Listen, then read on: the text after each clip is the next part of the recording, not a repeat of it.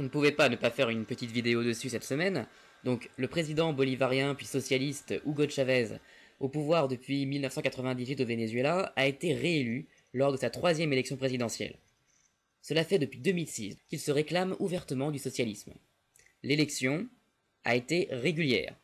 Et on peut avoir une petite pensée pour un soi-disant journaliste nommé Jean Robin, qui a été le seul à affirmer que les élections vénézuéliennes étaient truquées, en se basant pour toute preuve sur une pauvre petite déclaration de monsieur Michel Onfray qui n'a pourtant pas d'habitude l'estime de Jean Robin, Michel Onfray qui déclarait que il avait un doute sur la sincérité du vote avec des machines électroniques, des machines à voter qui sont utilisées au Venezuela. Mais en réalité, elles sont utilisées uniquement pour avoir un résultat plus rapide.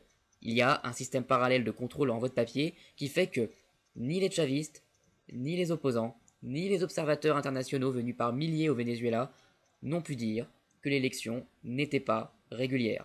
Régulière, ça ne veut pas dire forcément équitable.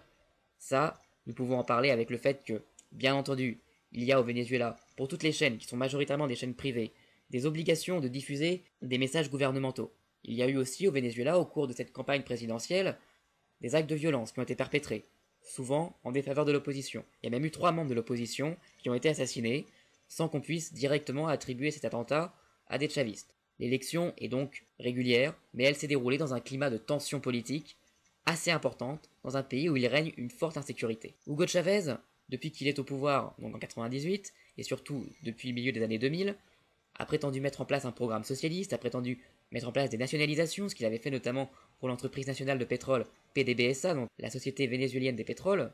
On peut se poser cependant une question, est-ce que ce socialisme revendiqué par Hugo Chavez est une réalité? Il y a différents documents qui ont été cités par un monsieur qui s'appelle Marc Saint-Upéry, un électeur du Front de gauche, donc plutôt proche de Jean-Luc Mélenchon, lui-même très grand fan de Hugo Chavez comme on le sait. Mais Marc Saint-Upéry, lui, n'a pas du tout la même opinion de Chavez, pour lui ce n'est pas un modèle pour la gauche, et il avait cité un dossier qui est paru dans la revue du mot, c'est à savoir le mouvement anti-utilitariste en sciences sociales, une revue donc plutôt à gauche, mais qui a diffusé le dossier de Marc Saint-Upéry qui est très critique à l'encontre de Hugo Chavez. Et dans ce dossier, il y a notamment les entretiens avec Victor Alvarez, un des anciens ministres du gouvernement vénézuélien, spécialisé en économie, et qui donne un avis qui peut surprendre lorsqu'il dit que depuis 14 ans de pouvoir de Chavez au Venezuela, la part du secteur privé dans l'économie a augmenté au lieu de diminuer.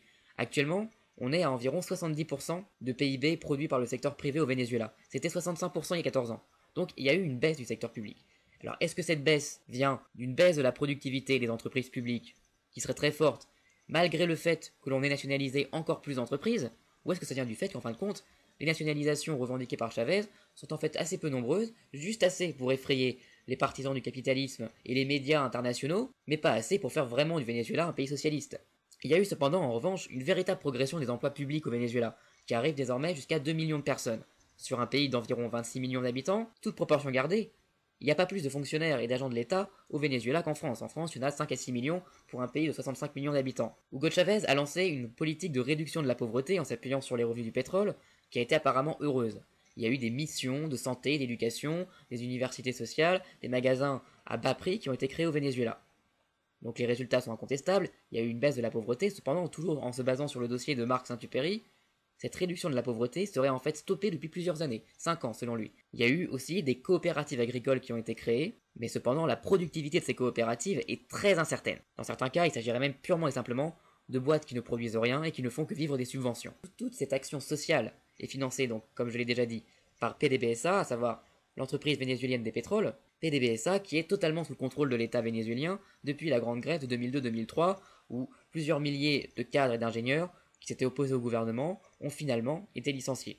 N'oublions pas qu'en avril 2002, il y avait même carrément eu un coup d'État qui avait éloigné Hugo Chavez du pouvoir pendant 48 heures avant qu'une partie de la rue de Caracas et une partie de l'armée le ramènent en exercice. Le gros problème cependant avec PDVSA, c'est que pendant que l'entreprise du pétrole finance du social, eh bien il n'y a plus d'investissement dans la production.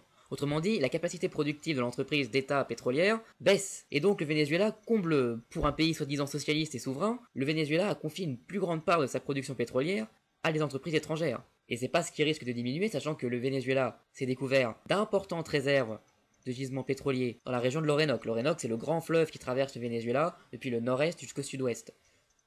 Bien sûr, l'exploitation de ces gisements a été confiée sous contrat à des entreprises extérieures. Parallèlement à cela, le pays connaît une politique assez erratique sur le plan économique et monétaire. L'inflation est très forte, à plus de 27%. On a même vu des pénuries dans la distribution alimentaire, du fait du blocage des prix que le gouvernement a tenté d'imposer. Mais il a réussi, ce gouvernement, à compenser ces pénuries par les importations venant de pays amis, comme l'Argentine ou même la Biélorussie.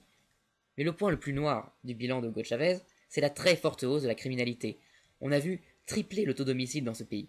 Aujourd'hui, il y a près de 60 homicides, entre 50 selon les chiffres officiels et 60 selon les chiffres officieux, 60 homicides pour 100 000 habitants au Venezuela. Par comparaison, la France, elle, est à moins de 10. Quelques autres pays latino-américains, ceci dit, sont concernés. Il y a également le cas du Guatemala, du Salvador, ou il y a 10 ou 20 ans la Colombie ou du Brésil, des pays qui connaissent toujours aujourd'hui de forts taux de criminalité, de forts taux d'homicide, mais nettement moins élevés que le Venezuela aujourd'hui. Comment expliquer cela? Eh bien tout simplement parce que, en réalité, la police vénézuélienne aurait diminué considérablement son activité en matière d'arrestation et de nombreux meurtres seraient sans suite. C'est par exemple le cas de plusieurs assassinats de syndicalistes, plusieurs même centaines d'assassinats de syndicalistes, si on en croit Marino Alvarado, un défenseur des droits humains au Venezuela qui a été interrogé dans le cadre du dossier de Marc Saint-Upéry. Plusieurs centaines de syndicalistes auraient été tués depuis plusieurs années, depuis 2005, d'après la date qu'il donne. Il n'y a rien qui permet de dire que ces syndicalistes auraient été tués directement par l'État vénézuélien, contrairement à ce qu'on entend souvent donc dans les milieux d'extrême gauche en Europe. Cependant, le fait est que le gouvernement ne fait rien pour réprimer ces meurtres. On a donc un régime assez socialiste en apparence, mais d'un socialisme très particulier, qui a interdit de fait l'action syndicale lorsqu'elle le dérange, qui a laissé le secteur privé se développer au détriment même du secteur public, et qui va même jusqu'à confier l'exploitation de ressources vitales pour le pays à des multinationales étrangères. Et notons au passage que le Venezuela a toujours des relations d'échange en matière de pétrole avec les États-Unis d'Amérique qui se portent mieux que jamais. Passons maintenant à la politique extérieure de Hugo Chavez. On connaît donc ses alliances avec l'Iran, la Russie, la Biélorussie. On peut comprendre que le pays ait envie de se désenclaver, de trouver des points d'appui extérieurs par rapport à une pression des États-Unis d'Amérique, et de là à aller s'allier, ou du moins à aller dire du bien de petits pays dictatoriaux qui ne peuvent pas grand-chose pour le Venezuela et qui en revanche ternissent considérablement l'image de la diplomatie internationale du président, je pense notamment à la Biélorussie, ou encore à la Syrie de Bachar el-Assad. Là franchement, il y a de quoi rester froid. Même si à côté de cela, le président Chavez a monté l'ALBA, donc une alliance pour le développement dite bolivarienne, basée sur des principes qui seraient moins libéraux que d'autres organisations de libre-échange en Amérique latine et en Amérique en général, par exemple l'ALCA, avec des pays comme l'Équateur, le Nicaragua, plusieurs pays des Antilles, la Bolivie, qui ont rejoint cette coopération bolivarienne. Je dois dire que globalement, la plupart des alliés proches de Hugo Chavez restent des pays où les dirigeants sont élus. Il y a aussi une question de la liberté d'expression, qui revient très souvent chez les critiques de Hugo Chavez, et qui les intéresse en revanche nettement plus que les assassinats de syndicalistes. On a beaucoup parlé du retrait de la licence hertzienne de la chaîne RTCV, parfois du harcèlement judiciaire de journalistes, parfois même de leur arrestation ou de leur emprisonnement pour avoir eu des propos qui auraient menacé, soi-disant, le gouvernement vénézuélien. Mais cependant, d'autres études, comme par exemple une étude publiée en 2010 et retranscrite dans Le Monde diplomatique ou sur le site Acrimed, montrent que les médias privés au Venezuela sont toujours restés majoritaires. On ne peut pas dire que, au Venezuela, les médias seraient complètement entre les mains de l'État. Que l'État leur impose des charges, comme par exemple la nécessité de publier les messages du gouvernement, ça peut se comprendre. Après tout, quel gouvernement, aujourd'hui, en France, n'utilise pas les antennes de TF1 ou de France 2 pour s'adresser à des Français par million aux heures de plus grande écoute? Pour conclure, on peut dire que le bilan de Hugo Chavez est encore difficile à estimer. On ne sait même pas si c'est vraiment un gouvernement socialiste. Par contre, comme en décembre 2006, les Vénézuéliens ont probablement voté en toute conscience pour un président qui se proclame socialiste. Autrement dit, ils acceptent l'idéologie, ils acceptent le projet. Et notamment, on a pu le voir au cours de cette campagne, puisque les adversaires du candidat Enrique Capriles Radonski avaient accusé celui-ci de cacher un programme secret, un programme qui viserait, contrairement aux déclarations social-démocrates du candidat, parce qu'au Venezuela, si on n'est pas du tout de gauche, on n'a aucune chance d'arriver au pouvoir, et bien derrière ce programme affiché, selon les chavistes, Capriles aurait eu un programme beaucoup plus libéral, beaucoup plus droitier, fait de privatisation. Et ça a probablement joué contre le jeune candidat, et profité à Hugo Chavez.